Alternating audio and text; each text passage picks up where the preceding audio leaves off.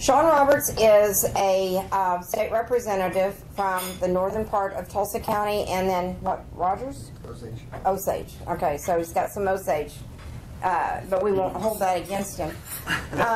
No, he and Chuck Strom have worked together to put together a platform caucus, and they're going to talk to us. He's going to tell us about the platform caucus, what its purpose is, how it's being effective. I can tell you that without this group, that you know, your taxes would probably have gone up a lot more already. But they're a strong voice in standing up for the citizens and in standing up for the Republican platform, which those of us that are involved in the party, the platform means a lot to us because it's a guideline by what we believe in. And when we have elected officials that are elected under the Republican banner, and yet they don't follow the platform, they've never even read the platform, that's a concern because then they're not really representing what the heart of the Republican Party wants in the state of Oklahoma. And so Sean's going to come up. He's going to talk to us about the platform committee, what's going on in Oklahoma City, and I hope how best to hold on to your wallet because they're coming after, Mary's coming after as much as she can get. So please join me in welcoming Sean Roberts, State Representative. Take your coat off, stay a while. All right, I'll stay a while. If your teeth start chattering. Yeah. It's good to see Representative Wright again. How you doing? He was going out as I came in, so it's been about 7 years since I've served in the House. So the platform caucus came to be, I think it's a long story, and it's interesting, and it's kind of confusing at the same time, but it was one of those situations where I sit in front of Chuck Strom, and just one thing after another, they were running bills that were against what we all ran on. And that's really what it comes down to. What Republicans ran on it and what we promised voters back home, they forgot. A lot of Republicans have forgotten when they were up there what they promised.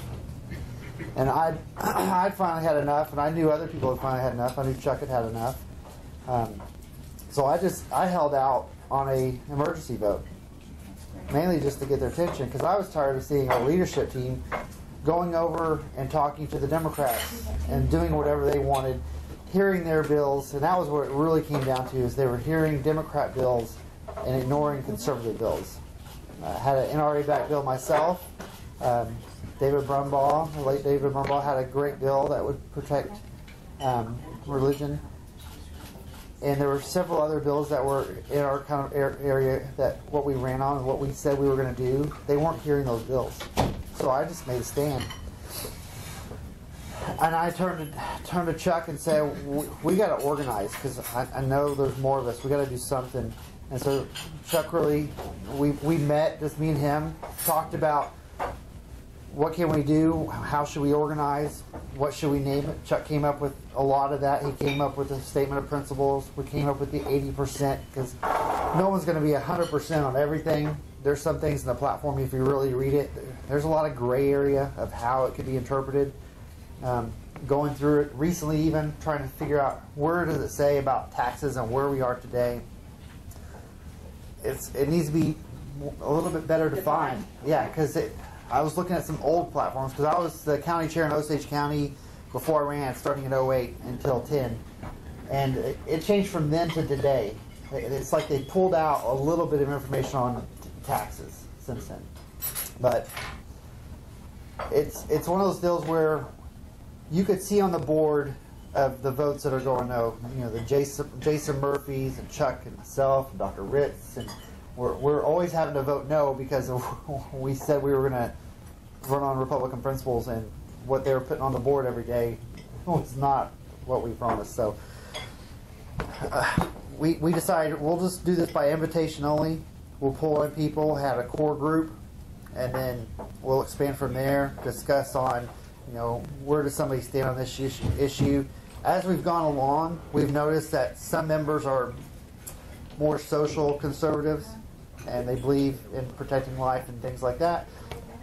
But they don't stand that way on fiscal. And flipping it around, they're very fiscally conservative, and you'll see that really coming out in the votes that came out this week, if they voted for the tax increase or not.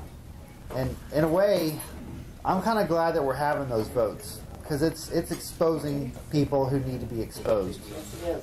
Because there's some people that, and I'm not going to name any names.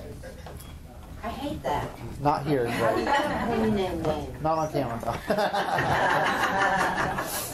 No, but there are people who you can see where they're voting and how, and you can't see how they're acting and what they're pushing behind the scenes. I see it, and sometimes it makes me sick, because I know what we all promised everybody as far as keeping government small, making sure it was run the right way, and being accountable for how they're spending their money. And it's just not that way. And the only push the last 6-8 months since Governor Fallon said she wants to raise revenue to take care of these budget deficits, it's all they've been focused on.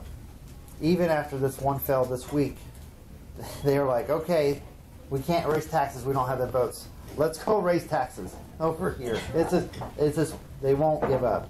So you were asking about the plan that they're coming up with. There's a new plan, I think, getting ready to hit today. So it's kind of what the Senate did and the Democrats have come out with yesterday. They're going to try to repackage the deal that failed the other day and bring in gross production, 4%. What the Democrats have been crying for the whole time. Now the Senate's totally on board.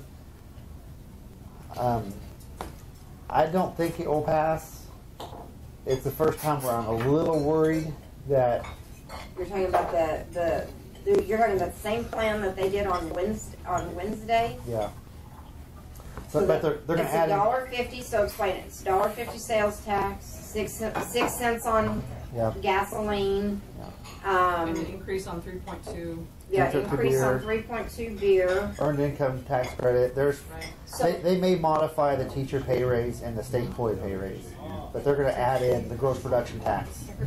So when we have a budget deficit, or what they perceive as a budget deficit, which is actually a spending problem, but yet you've got a bill that wants to raise revenue, but it's spending at the same time.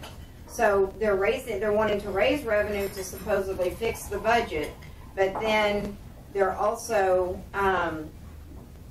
they're wanting to raise money for state employees, for teachers, and wasn't there one other thing that was going to get money?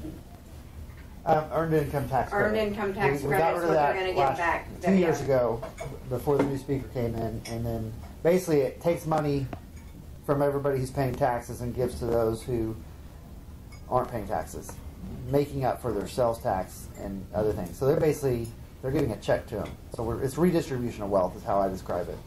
So we barely got that revoked 2 years ago, and they're trying to reinstate it at this point. They keep saying it was a Reagan principle, but it's time for that kind of stuff to go. So what I would suggest with the organization of the precinct leaders and groups like that, one thing the Republican Party can really do is hold the elected officials accountable. Emails and phone calls make a big difference. In fact, I think sometimes emails it depends on the rep, but emails actually make a bigger impact. It's ironic that I don't get that many emails, but a lot of groups don't target me either, because if there's a smoking group out there, they'll target specific reps trying to get them to vote one way or the other. They know I'm locked down. I'm not going to change my vote. So, but reps do get emails and calls, and they kind of say, "Well, that's based on what my district wants, and I'm going to do what my district wants." Right now, there's way too many of them that are saying their districts want gross production tax increased and all these other taxes increased because they want all these services paid for. There is a balance. I mean, we do need taxes, but there's way too much waste in government still right now. They haven't audited anything like they're supposed to. And that's where the Platform Caucus came together as a group. We give support to each other, letting each other know that, we're there for each other. We're backing you up. We're giving you talking points. John Bennett is a strong leader. We've encouraged him and Jason Murphy, step up, use your abilities to speak, fight on the floor, and show the rest of us. And it has made a big impact. Just the other guys behind the scenes, feeding them information, organizing, just showing that we as a group can still act like Republicans. So. Let me also explain to you that when I spoke with one of our representatives the other day, and I talked to them in regard to how they were planning on voting on the tax, the statement that came to me was, none of those guys that are in the platform caucus are ever going to achieve leadership positions, and their bills will never get heard because all they do is say no, no, no, no, no, no, no, no, no. So I asked him, I said, let me ask you something. Did we elect you for leadership, or did we elect you to go down and represent your constituents? And so you have a lot of guys down there that are willing to play the game with leadership in hopes that they're going to be granted favors for doing so. And so you need to find out what motivates your state representative. Is it leadership, or is it, are they down there to really do some good? And I've heard it from more than one rep. And that tells me that, and I know exactly who's telling the freshmen that, because that's coming from freshmen who don't know any better, and it's coming from somebody that's currently in leadership who has an axe to grind with the Platform Caucus. I've been in leadership in previous speaker administrations, and it's way overrated. So, I mean, I can accomplish the same thing. I mean, I'm the chairman and vice chair of 2 committees, and as a rep, you can still accomplish everything you need to do, push the agenda, and whether my name is leading the charge on the bill or not, that's not that important, as long as we're moving the conservative agenda forward. It has been tough the last year, and that's kind of, they forced us to form the group in a way because they were stopping us from any conservative idea getting moved forward or being heard on the floor. But it's just one of those things where you can still make a difference, and that's why us forming that group of the Platform Caucus, coming together, supporting each other, really has made a difference. They're starting to come around to what we're suggesting as far as use the available money, the $83 million, and then just cut 1.7% the rest of the way. I think that they won't get there. Unfortunately, they'll probably push the 51 taxes. You're going to see some of the Democrats come on board with Republicans. There's about 46 Republicans. The 54 that voted for it the other day, there's some that voted for it only because they knew it wasn't going to pass. They are really, fiscal conservative, but they were playing politics with it. They were trying to put the Democrats on a bad vote. Tomorrow, we're not doing anything on the floor today. That's why I'm not in a rush. I thought you were. So, no, I'm not in a rush today because we're not doing anything on the floor. I got it cleared last night. They're going to do committee meetings, which I'm not on any of the ones we need today. But we're going to meet tomorrow. We're supposed to vote on some of the tax increases tomorrow. We're working Saturday. So it's one of those things where you might call or email your rep if you don't think they're going to vote against it. Let them know where you stand. One of the 51 taxes that passed JCAB last night, barely, was a gasoline tax. They're just going to remove the sales tax exemption. So that's the end around, is that they're removing an exemption. They're going to tax it at the distributor. So there's all kinds of problems with that that haven't been worked out. It may end up in the courts again. We'll be right back where we were. It's a tough deal. But I saw a couple questions. Representative Wright, do you have a question? I would defer to the Okay. Okay, correct me if I heard wrong. On the radio the other morning, a local rep, Democrat rep, but he spoke with us. Anyway, he said this $3,000 teacher increase pay. All the teachers aren't going to get that. Like there's 30-some areas that if they're already like at $32,000, they're only gonna get $800 to make that up, to make it to 40,000, and so on and so on. So everybody's not gonna get the $3,000 increase. Is that correct? It's kind of one of those gray areas. It's not how they sell it to us, though. But Representative Proctor has been pushing that a lot. I think he's right. I don't think they'll get it. And it's clear, and they have been open about, if they're off the formula, then they don't get the money. So if the school district is off the formula, and I couldn't tell you right off the top of my head, I think like maybe Catoosa or a couple of those school districts, there's a lot of them that are off the formula for whatever reason, because property taxes are higher because they have a big industry there. They won't get the pay raise either. And people don't know that. They think everybody's gonna get $3,000. Yeah, and another Representative Strom, he's been pushing back hard on this because of how they redefine what a teacher even is, and I'm sure he's talked to many of you about that. Administrators are considered teachers, whether they teach a class or not. This is how they define it. That change. You got to change the Katie Hinkey and another person got to change back. Yeah. Kidding. No. So it's still on the books like that. Who has Katie Hinkey for Well, I've knocked on doors and contributed to her to make some lessons. So I'll write to her. Yeah, it's important to let them know. So. Representative Roberts, in regards to the tobacco tax, cigarette tax, when it was adjusted when I was in the House, one of the concerns was a diversion to the Indian smoke shops, and that the state will actually have an expense of trying to somehow offset that difference. What's the plan to prevent sales diversion just to the smoke shops if the $1.50 a pack increase? There's not one. So, well, I mean, I'm really blunt. It's they try to renegotiate the compacts. They can't do it right now, though, and so whatever it is, they're going to get an unfair advantage. So living where I live up in Osage County, I see that firsthand. If you live on the borders, Missouri, Arkansas, Texas, those reps, most of them at the beginning were against it all because they know everybody's going to go next door, out of state, to buy their cigarettes.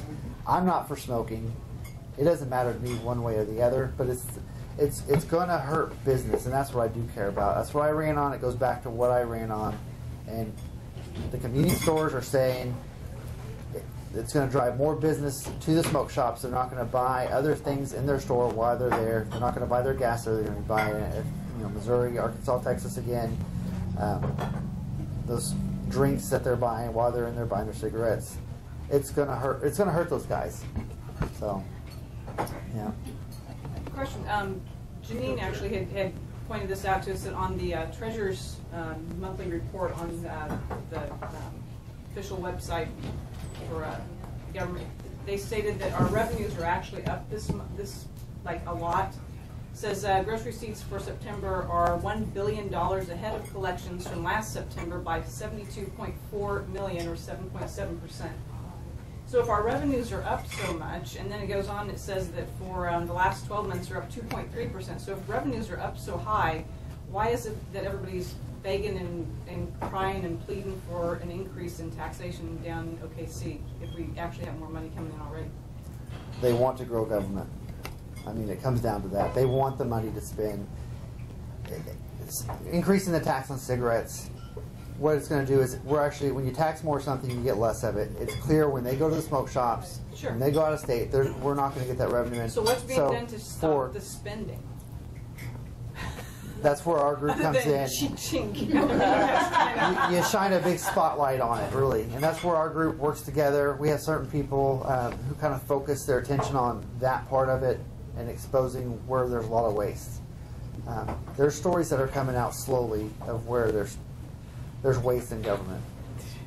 As far as what you're talking about, though, the money coming in extra, that's kind of what I did the press release on. If you go to my Facebook, and it's real short because you don't want to make people read too much, but we could spend, there's $83 million that have come over and above what was supposed to happen so far. So we have $83 million sitting there right now that we could use to help fund the shortfall.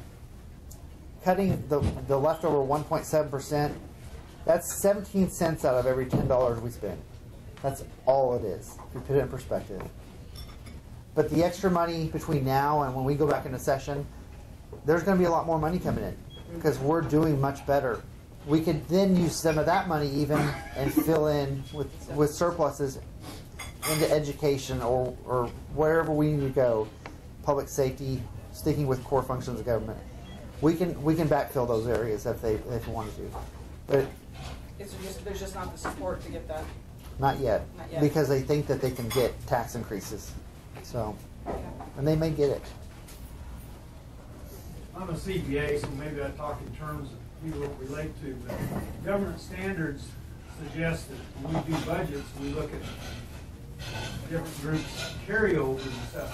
With all this going on, have they done a better job of looking at the carryovers from prior years on some of these agencies and apply maybe some spending cuts because these people are building up money from prior years? We've looked at that in the past. I don't think anybody's targeted that specifically. There's been talks of certain carryover funds being borrowed on. They're not really borrowed, but this is kind of a term they throw around. Using that money and then it'll be replaced later. But no, not as far as using their funds to cut. Not yet. So the proper budget is how much they got carried over, how much they're going to give them this year, what they're going to spend, and what they got left over. And government agencies don't like to do that. No, they don't. Especially at the county, they don't do it. I've been there 15 years and they have not done a budget yet. And I would like to think that at the state level, if they set the example, maybe we could get some of these counties to quit taking money out of people's pockets. But anyway, I've probably said enough. I wasn't aware that Tulsa hadn't had a budget at the county level. Interesting. Not a proper budget. Not a proper budget. No, they don't even look at carryover money sometimes. It's like $30-some million, you know. Different groups have these pots of money and stuff and carry it over and unspent. And the VOTEX, they accumulate so much property taxes that they finally changed the law 5 or 6 years ago so they can spend that money that was taken out of our pockets for buildings on computers and security and stuff, so they find a way to spend it. Yeah. In this county, we have a habit of giving to people who have money, like $800 to $900 million. We give them $700 million. Why the hell are we giving them money if they got all that money? It's fence money. Still, we can look at the spending and stop saying, "Here's some more money to spend," and then you don't spend it. It just stacks up, and that's what goes on at the county level. And it's sad if that's what's happening at the state level. A version of that, yes. Yeah. So when we're emailing our representatives, do we need to bother with the Senate? Is that a done Not deal on yet. that side? Or are we only wanting to email reps? I would go ahead and actually talk to your senator, because at this point they're pushing us to raise taxes. So when they did the resolution, I guess last night or yesterday, asking us to push gross production inside the other package, that they'll support it. So what we want them to do is we want them to rework their revenue projections based on the excess revenue that they're starting to see. And then we want them to look at carryover, and then do we want to say, an across the board cut, or do we want to say targeted cuts? It's probably too late to get into the targeted cuts, and No, it's never too late to. I mean, you could target the cuts. If education doesn't take any cuts, then that makes everybody else's cuts much, much bigger, because education is the biggest piece of the pie. The House has always, since I've been there, really tried to hold them harmless or give them the smallest cut they possibly can. But there's a lot of waste in education. Yes, there is. It's just a matter of who's responsible for it. Because we really just write the checks and it goes. There's other elected people that are supposed to be watching how that money's spent. That's the school boards, and no one is really looking deep and digging into how the administrators and school boards are spending that money. So, and really, they're the ones that are supposed to give teachers the pay raise and pay them what they're supposed to be paid. It's not our job. That's right. They turn it to us to write those checks, and I think teachers should be paid what they deserve, but at the same time, they've lost the focus in all of this. I heard a representative say teachers are the most important thing in education, and he's absolutely wrong. It's students that are the most important thing in education. And if we look at the test scores recently that came out, we're missing the mark. I mean, the students are getting left behind, and they can't blame it because they're not getting enough money in their pocket. It's they've got to focus on teaching the kids. So I'm saying we need to take care of the teachers, but at the same time, change our focus back to the students and make sure they're getting what they need. And so, is anything being done to address the 500 plus school districts and trying to consolidate not the schools but the school districts to allow for less superintendents, less administration, etc.? Chuck's more experience in this area. I've always asked not to be on education committees because that's not my background. I'm really a physical therapist, so the healthcare side is more my area. And but yes, we have, since I've been there, we've looked at consolidation. It goes through education committees and it dies right there. It never makes it to the floor. Well, that's probably because the right people aren't in leadership. And it kind of is one of those things where every speaker, not just McCall, but every speaker has always put people with education backgrounds or heavy interest in education on those committees. Usually they're former teachers and administrators. Well, what do you think they're going to do?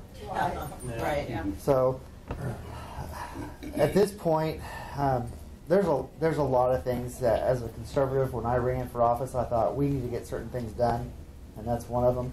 But you know, I was reading somebody's Facebook post from the Tulsa area, and they were saying back to somebody who asked that question, okay, so which school districts do you want to eliminate?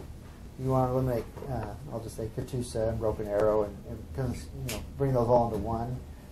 Nobody, sometimes when it comes to home, nobody wants to give up their own, and that's where it gets to be a problem, because then we get flooded with don't get rid of Hominy and Pahuska and Owasso. We want to keep our school. We want to keep our school. That's where it gets messed up too. Is people think they're going to lose their school.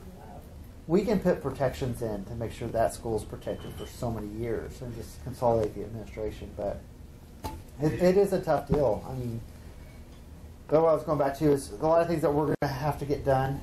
Either we're going to have to get a lot more conservatives elected, or we're going to have to do petitions. So Initiative petitions. Yes. I have a suggestion. When we first became a state, we had a rule that, of course, they wanted county courthouses within a day's ride and all that. That's long gone. I think you had to have 20,000 people to form a county. If we had that standard today, we'd only have 43 counties. We need to pass rules like that and enforce them, county government, but also in schools. In graduate school, a PhD is span of control is 5 or 6 principals. So let's just deal with high school. You ought to have a superintendent supervising 5 or 6 high schools. Yeah. You shouldn't have a superintendent supervising another PhD who's the principal of school. Yeah. And if we pass some rules like that in education, we would just by default reduce the numbers of superintendents in the state. I think it's more drastic than that. I mean, Florida has 4.5 times the population, and they have 75 superintendents in the whole state. Yeah. If we did comparable population to superintendent ratio, we'd need 30. That means 500 excess superintendents. Yeah, per Times capita. $250,000 is $125 million. Per And you capita, wouldn't know. Florida has 44 times as many school superintendents as Oklahoma per capita. We have way too many. Even if we went back to the county model, I mean that'd be better than where we are today as far as Exactly. wasting money there. So yes. Well, not if we reduce county from 77 to 43. Yeah. I think this gentleman had a question, Sean. Yes, sir. Okay, 2 questions. This platform what is the nature of it? Is there a document? Is it something that we can see or, get, and so we know what, what everybody's thinking? And then the second question would be, where does Mary Fallon stand on these taxes? Mary Fallon? Yeah. I'll take the second question first. It's easier. She's the one pushing all of them, so that's it. She's for all of them. The platform caucus, we had a statement of principles. I think Representative Strong shared that. Do you have a copy He of sent that? them to me last night, so Okay. I'll send them to Rhonda. Okay, I'll put it out on an email, and it's a statement of principles of the platform caucus, and then in that email I'll include a link to the OKGOP, and you can get the Republican state platform, Yeah. and that way you can read it and you can see what they're trying to align themselves with. I appreciate that. Not a problem. And then you had a question as well? Yeah, a few years ago I heard that education was getting 52 cents out of every dollar. And They you still guys, are. You guys lowered that to 48. 48 cents out of a dollar? I've heard that too. So I have to go back and look at the last budget. It's still right there. From what I understand, with higher ed included, it's around 51%. It's 51%. over half the budget. So, And that's only a part of what education, of That's the right. money they get. They get a big chunk of our property taxes, there's federal money, on and on. So the Yes. state spending is a significant chunk, but it's not even the majority of what school districts yeah, have. it's not the only money they get. That's the key, and that's where a lot of people think if the state cuts them, they're really in trouble. Which they some school districts are going to suffer a lot more than others, but at the same time, they get money from other areas. So They get 52% or almost 52% of the appropriated budget. They receive federal funding. They receive county, from our property taxes. And depending on where you live, like in Broken Arrow, they spend anywhere between $12,000 and $14,000 per student, or they receive, in combination with all of that, anywhere between $12,000 and $14,000 per student is what is being currently spent. So in a classroom of 25 people, that's 25 students, that's $300,000. Per classroom. Right. at least And the teacher's getting 30, 35, 40. So where's the other 250,000? So we're not talking about a little bit of administrative stuff. We're talking about not much of the money gets to the classroom. 80 to 90% of money isn't making it to the classroom for the students. The taxes in Tulsa County, 70-some% go to the schools, but that's 28% of all the money they get. The taxes are huge, but it's only 28% of the money they get through all these other things. And people got to keep that in perspective. One time in the newspaper, they said they got a $12 million cut in their budget. Their taxes went up $10 million that same year. So they're only talking about a $2 million difference. You got to really hold their feet to the fire and account for all the money they're getting. Yeah, and every district is different. And the legislature does not get that information at the detailed information at that level. We really don't. Basically, the legislature, in my terminology, they're being played for chumps. Yeah. Right? You bloat the administration, cut back on the classroom, create a crisis, and then blame the legislature. And the legislature can't say, well, you need to spend it on this, that, or the other. And you have to be careful of goofballs like me who want to apply the law in their counties. We are a donor county. We're doing our job. We put value on the property, we collect our taxes, but that hurts us in the school aid formula. Because they aren't doing their job in my home county of Choctaw, they don't even care about doing their assessor job down there because we're doing ours here in school aid formula. Takes all that money away from our superintendents and shoves it to small counties. You got to be aware of all the dynamics like that. It's just amazing. Which is why I heard somebody has a plan that we eliminate the assessor's office and go to a different way of collecting taxes, property taxes. So, but I don't know the details of that plan.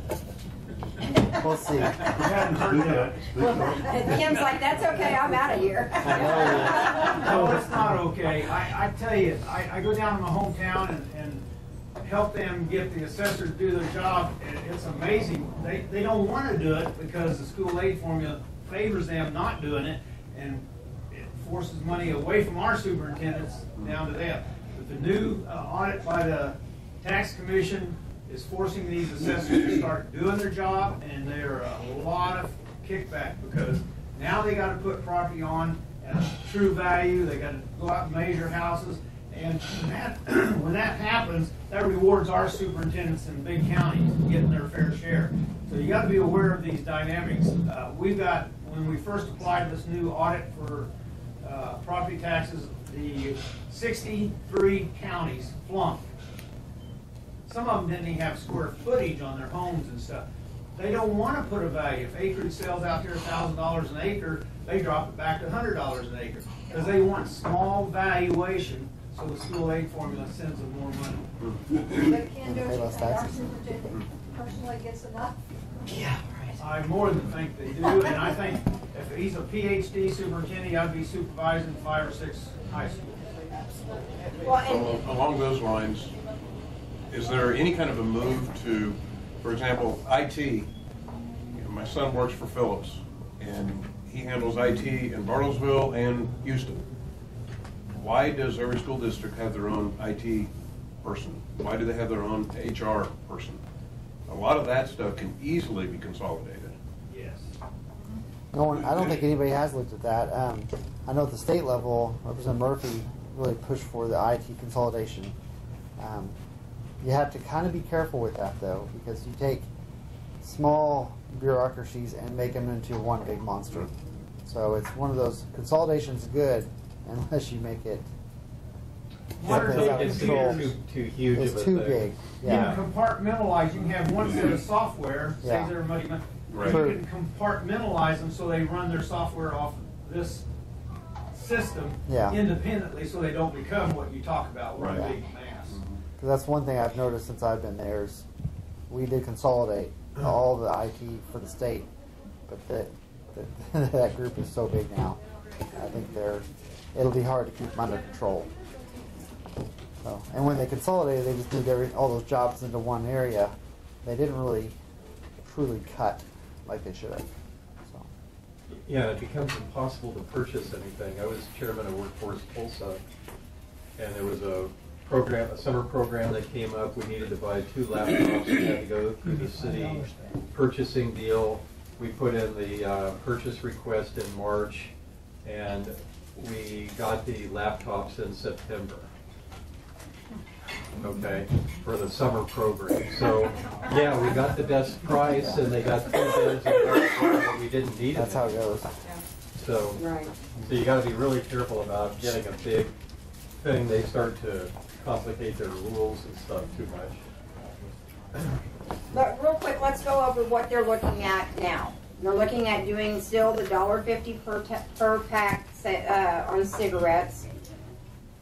And while I don't smoke, I don't agree with this tax because, especially in talking to people with the mental health and substance abuse, oftentimes cigarettes are used as a means to be able to help someone transition.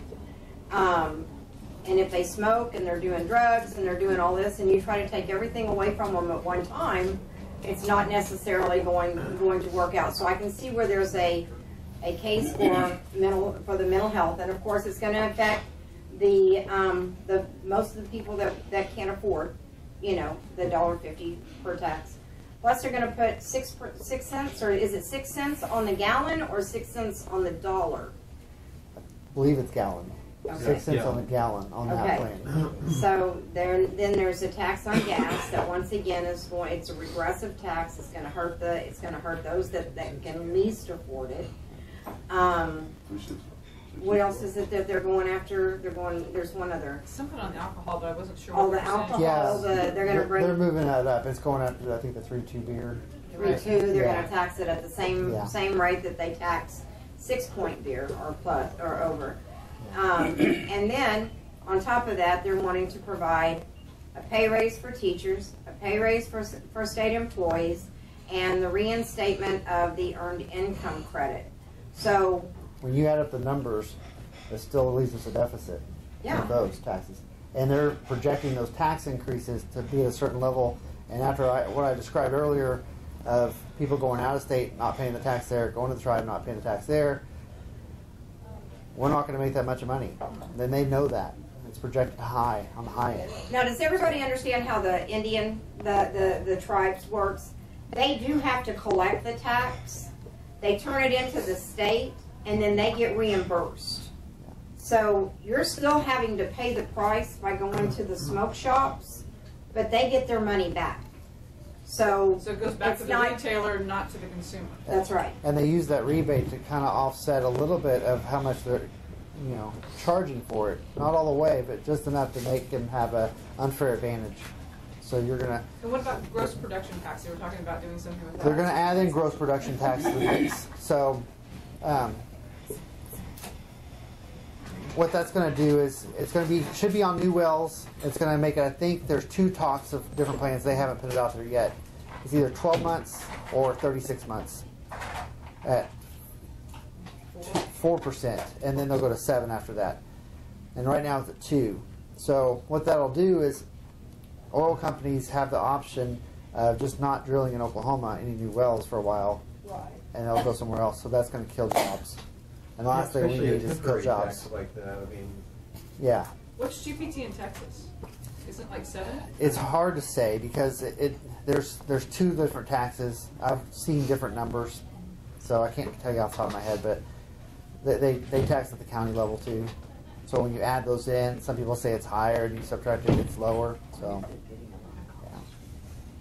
And we're not getting too many emails or calls. So again, reinforced. Let your representatives know how you feel and what they should do. Suggest what they should do. 4 or 5 emails can make a difference, right? For some people, it can. Not for me. But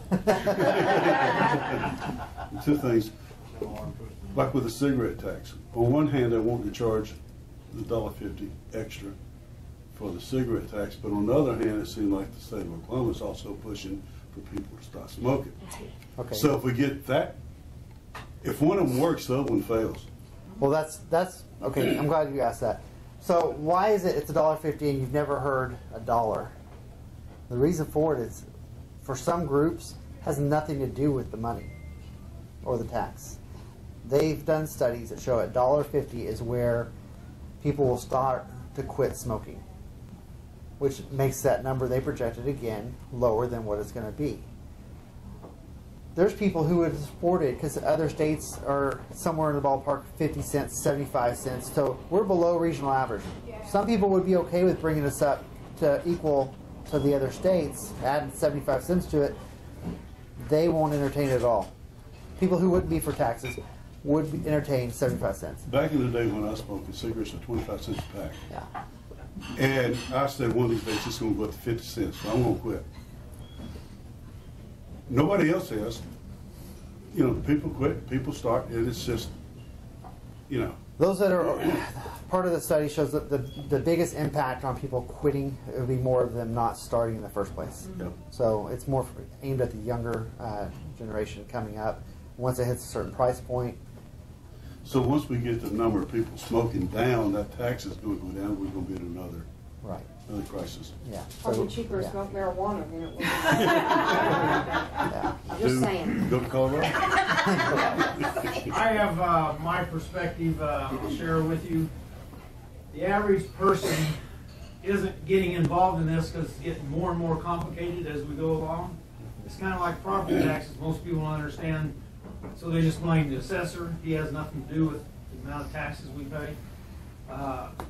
I think we have to keep it simple and just say, no increase in taxes. Let's work on the damn spending. Let's get it down quick. Amen. If it's an increase in taxes, it's a no. Let's work on spending and take it down because we got an excess of spending. And that's absolutely the best way to put it too. And when I see those emails, it does actually reinforce where I'm fighting for. Because when you don't see anything and all we're seeing is raise taxes on this or that, it's like surely the rest of people don't believe all this. The Republicans are actually out working and not emailing and telling us where they stand. So you're absolutely right. Tell them that you don't want taxes and you want them to look at spending. That's the best way to do it. That's something the average voter can understand. Yeah. You know, there's people in here that are all into it and they understand. That's not the normal. Yeah, but how do you address it where the Governor Fallon at the very beginning of this special session said she would veto any budget that raised or that cut spending? Right.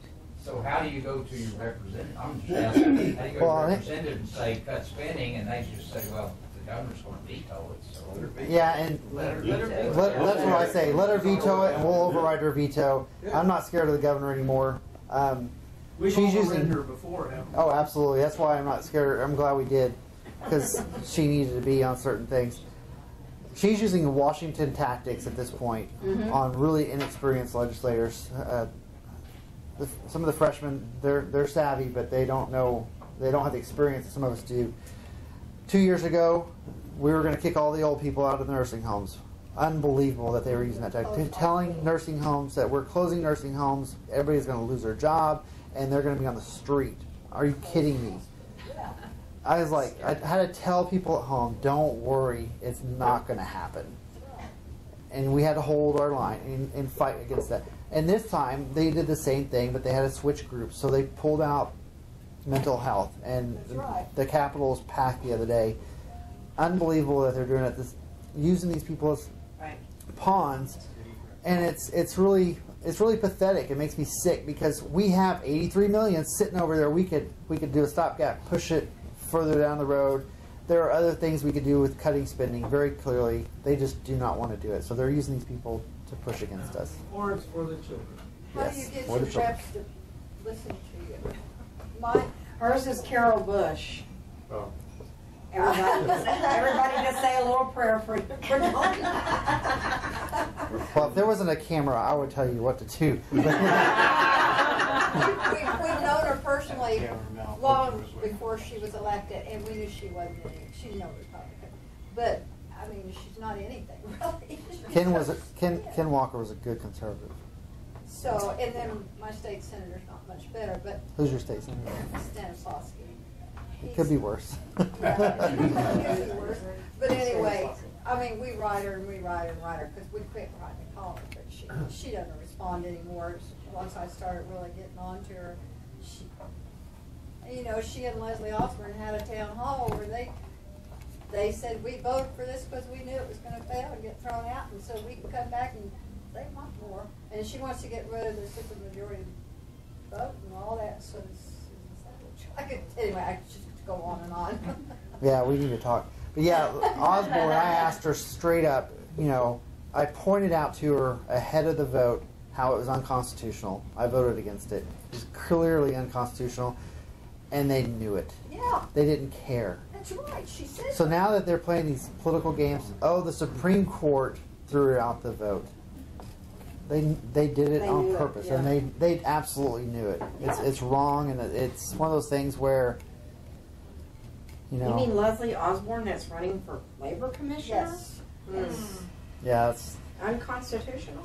yeah. So there's some things that can be done, but it'll have to be a lot of work, and you have a little over a year to get it done. She put out a thing in her latest newsletter or whatever it was that 80-some% of her constituents want us to raise taxes. There is a poll that they do tell us, and I said, she didn't ask me. no, they didn't. But yeah, they give us poll numbers and tell us in our meetings that this much of the population is wanting taxes on whatever it is. And I have a college degree, a master's degree in physical therapy, and some of that education included statistics and knowing that you can make them say whatever you want. And so when they throw those numbers out, and I'm like, when it's a gut punch to my stomach saying there's no way that's right, I throw it out. There's just no way, because I know when I'm knocking on doors and what I'm hearing on the radio and talking to friends and reading on Facebook, there's a lot of vocal people who do want tax increases, but that's not what working families want or need. No. So. I commented on one of Carol's Facebook deals the other day, and it got a long train of people not wanting what she was, playing with there. So That might Do be. you why. live in her district? Oh, shoot. Look, you were going to be running for office come next spring. That does. It's kind of funny though, because people do put on Facebook, and those little strings of saying they're against it. It does make a difference. It really does. They look Okay, at so social going on media. Facebook is another avenue. It is another avenue. Okay. It actually What about reinforces what Twitter? we do. John, this is the question. The message isn't getting out there. I mean, I've been gone, I've been out of state for a while, I've been home about a year. I cannot believe how anti-conservative the entire media is for this region. I can't watch a single channel, I can't read the paper. I can't see anything that's getting your message through. There's nothing there. And we're talking about social media, that'll get that gets some traction, guys. But the message isn't getting out to the populace. And, you know, we've got a president now that's overcoming that by just, he keeps pounding it. It's not getting out there, pal. Oh, I know. And, I mean, you've got some great ideas, and I know there's some people that really think that if we do, you know, if we do this, that, and whatever, it's not getting to the people. And I don't know what that looks like or how you guys overcome that. But as a guy that just came home, I can tell you, your message isn't out there. No, it's not, and you're right, Yeah. but yet the other message is, and it's always how terrible things are, Well, and how that's it. You the, guys don't, you're getting nothing but negative. You know, I've never been in a state where teachers are portrayed as victims like here. The news channels are just a reflection of the Tulsa board and have been for And, decades. it's very liberal. So in the Tulsa region, if you go down to Oklahoma City, it's not as bad. It's still bad because there's a large group of Republicans who are pushing tax increases. It's tied to the governor. The governor's got, she's got the sounding board. I mean, she can really put out the message. She's got the Senate on board with what she wants. And really, she's got House leadership. So we're overwhelmed. Ironically, if it wasn't for the Democrats, we would already have the tax increase. Yeah. We work with some Democrats to make sure these tax increases are not getting through. Now, whether that happens on this next one, I'm really worried about. Didn't they basically say if they get the GPT, they will go for it? so do you think that we need to be at the Capitol tomorrow when y'all are voting? Not tomorrow. Yeah, Yeah, it's we've got tomorrow. Tomorrow. Saturday. Voting Tomorrow. Oh, man. Yeah. Your season opens in the morning. Just saying. Well, that's a good thing because Get yours early and take it up Did there. y'all figure that into it? they might have. So, Well, it's easy to get a tax through than it is to restructure. yeah, Yeah. it's easier than actually doing the work. But You're people, right. people understand the tax faster than trying to restructure something, which is going to take, you know. I will tell you this: some of the ideas that inside the caucus that our platform caucus has been pushing, other members are starting to come around. So I have a little hope. I just think we may be out of time because they may win at the end of the day on the 51 votes. Or the only good thing is for the future, if we lose this battle, there's other battles to be had. Oh, yeah. I've talked to consultants. They know that these guys putting up the votes right now for tax increases, and especially if they continue to do it, they're in big trouble in a primary. But the guys who are voting against at the same time are in big trouble in the general. So it's a lose-lose situation for Republicans. But I'd honestly rather lose my race and fight for what we're fighting for Sean, than one of the the good other examples. sides. Stand by Yeah. your guns. Oh, yeah. The more they attack me, the more percentage I get countywide in That's voting. right.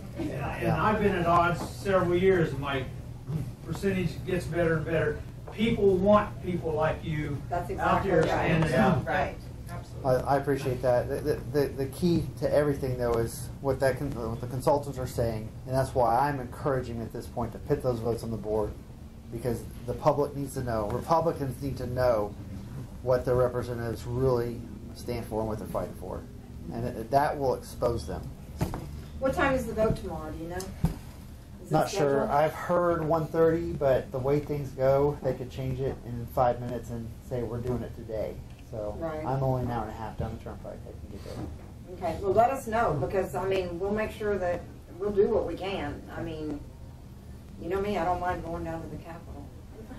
We appreciate that. One thing that scares me about, well, like, especially about mental health, and look, any losses at all in mental health issues. I'm retired law enforcement. I know there was 4 other retired law enforcement officers here. Anytime you have a decrease in mental health services, that falls back on law enforcement. It does, and that's. Because we've got to go out, confront them, and we can't. People say, "Well, you need to be better trained in law enforcement. Law enforcement needs to be better trained in taking care of mental health issues." I don't think law enforcement should be involved in mental health at all. Even because basically, get them there and get them restrained. Then mental health people come in and take over. Yeah. But we get involved in it. We have to take them to TCBH now. And if they don't have room for them, they got to start looking for beds Across the state. across the state. Or out of state. Yeah, Right. or out of state. And then they have to transport them. Yeah, and that takes at least 2 Right. officers. Well, I'm- that's why they targeted where they targeted. They knew when the Supreme Court would kick it out, and they knew they would do it, that the groups that are getting hit right now would come out. So it's meant to hurt. I fielded a number of calls from people that are within the mental health, thing, and they're like, what are they going to do? This is and the one thing I told them is they're using the same tactics that the federal government uses, which is to try to get the people where it's going to affect the most, or it's going to create a panic. And I said, but hang on, because they're going to find money, because they always do. There's going to be $19 million that shows up out of nowhere, or whatever it is. And sure enough, that's what's happening. They're creating a stopgap to be able to give them the funding that's necessary. But we've really abdicated our role and responsibility in mental health over the years, and it is forcing the police department to have to assume that, because now the only way you can pretty much get mental health help is to go to jail. Yeah. And that's wrong for the police officers, and it puts them in undue harm's way, because but you don't know how they're going to react. How people are going to puts react. the citizenry in undue harm. That's true. Right. When we get there, if they act up so much, we'll shoot them. Right. And That's before right. that, hopefully, we'll be able to contain them with less lethal force. Right. Yeah, But, what are you going to do whenever they walk in the restaurant? That's true. yeah. If you're in a gun-free zone, you're out of luck. Or if you walk Well, into I a don't know. convenience store in the north side with a guy carrying 2 machetes, Yeah. you can't let him go in there. Yeah. Right. But everybody was standing around yelling at the police because we don't know enough about mental health training and stuff like that. And I'm going, at some point, the training's going to have to go out the door. It's just, you've got to do what you can to protect, Save lives. save Well, lives. we've almost gotten to a Wild West mentality anyway now, where we have to, number one, we're our first line of defense. And I think that you're going to start seeing things happen. I mean, what's it like with what happened with Deontay Green? I mean, he shouldn't have been let go before. He came out and he did all kinds of, he killed that teacher and raped that grandma and did all of that. And he should never have been let out, but the system, And that judge does not like bad guys. So. Yeah. Okay, let's do one more question and then Can I make a quick announcement, public Sure. announcement, in case you don't know? If you live in Tulsa, we have a city charter change vote on November 14th, 7 different issues. Get educated real quick. I know there's one that I'm gonna vote no for sure. It wants to change some elections to August. Okay, when nobody's in town or they're getting ready for school. Let's see, anybody thinking about voting for anything in August? No. Get educated real quick, guys. Has Michael Bates come out with a synopsis? Only one thing, and he just went over it real quick, and he said he'd be going over the thing, each one individually, but he sort of real quick. So get your copy. I was hoping Gwen would be here with a copy of the sample ballot. Yeah. There's Just a try to slip meeting, one on. there's a meeting in North Tulsa Library on that subject tonight. Tonight. Yeah. You can also go to the Tulsa County Election Board and see a sample ballot. Right, I got mine. I printed mine off, but I was really mad when I found that out for the first time last week at Terra. that will I happen. bet they won't put it on the ballot though if we go back to partisan elections. No, I bet they won't either. But Michael says it's not on any of their websites, anything about this election. They don't want you The to first know I heard because they about it want was to- last They want to week. see I that didn't they're- know that there was going to be a charter vote on the 14th. Yeah. That's also when the special election is. That's the special election for Dan Newberry's seat in Senate District 30. Is it 37? I think. And then Ross Ford and the House District 76. Okay. Which was David Brumbaugh's seat. So those general elections will be held on November the 14th.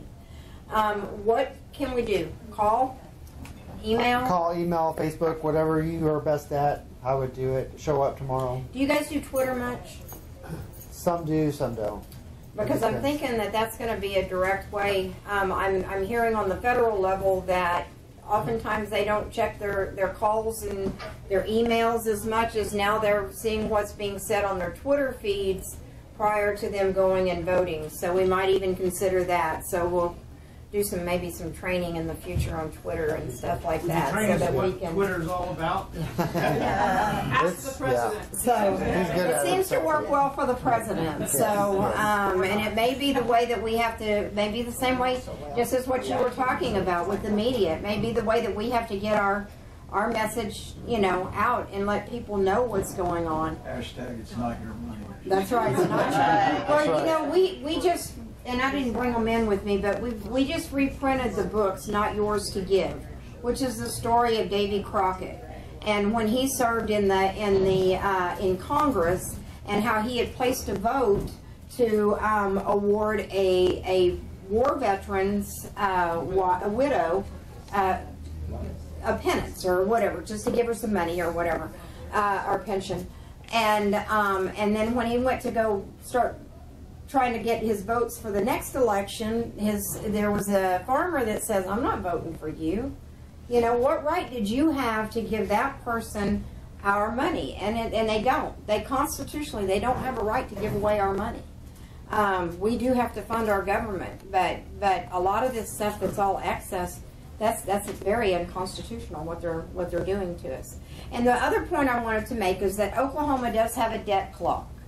And for somebody that runs on a balanced budget, do you know that every Oklahoman has $4,500 in debt responsibility that we're going to have to pay back for? I guess it's bonds and stuff like that they're doing. So that's every Oklahoman, $4,500 on top of the whatever $100,000 or $200,000 that we're going to have to pay for the federal government.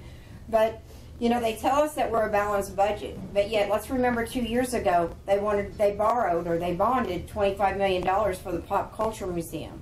They bonded $25 million for the Indian Cultural Museum.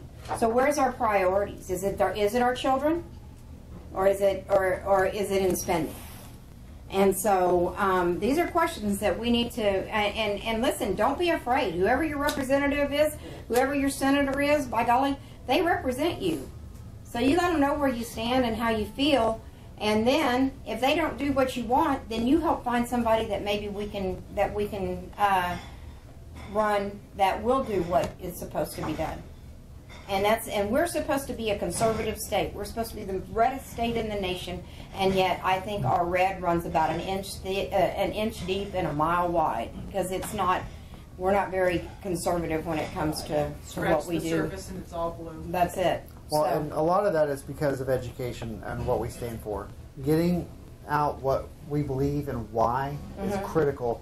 It's really reflective in the freshmen that came in this last time and what they believe in. And whenever times were tough right out of the gate, they forgot what they were saying when they ran. I'm not saying all of them. There are some really good ones up there, but there's a bunch of them who I'm thinking they really are Republican in name only. Because So I want to thank you, Sean. Thank you for all that you're doing. We appreciate you.